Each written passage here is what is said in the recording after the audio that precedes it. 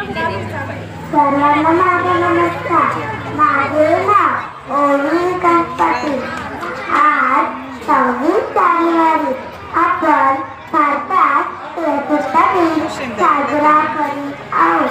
प्रथम सर्वांना प्रजासत्ताक दिनाच्या हार्दिक शुभेच्छा. हा दिवस आपल्या सर्वांसाठी सन्मानाचा व अभिमानाचा आहे. प्रजासत्ताक दिन हा भारताचा राष्ट्रीय आहे. 26 जानेवारी 1950 रोजी भारतात संविधान लागू झाले. डॉक्टर बाबासाहेब आंबेडकर हे भारतीय संविधानाचे शिल्पकार आहेत. हा दिवस आपल्या देशासाठी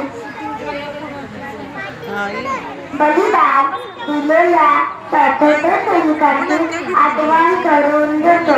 मला माझा देश खूप आवडतो.